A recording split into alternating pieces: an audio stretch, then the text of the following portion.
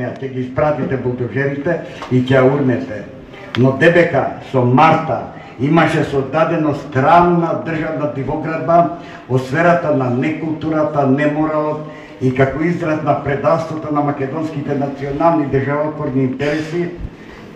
Таквата дивоградба може да се урне, се разбира, не со булдожери, туку со нови обществени теченија и трансформации на сите невистини, лажни конструкции и бескрупулозни хајки, затоа што едноставно не сте мислеле и не сте действувале како нив. Во книгата Летот на шаторските крила, која во овој час објавувам дека е првиот дел од досието Марта, што значи престои втор дел, се обидов да урнам една опасна и многу штетна дива градба среде македонското национално и државотворно достоинство.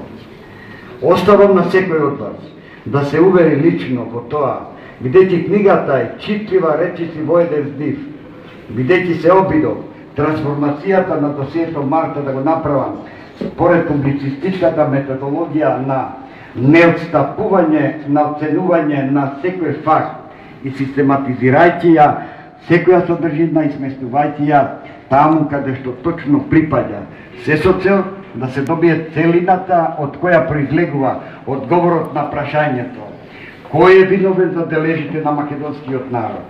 Само еден пример, брат против брат го правеле шпион, другар против другар, а таквото разнебитие сега станува актуелно.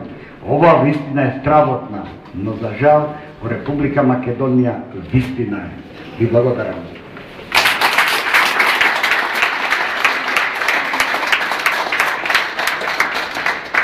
Промоцијата ја прогласувам за затворена, можете да се послужите и да се освежите малку, бидејќи ми го исклучиле клима уредот.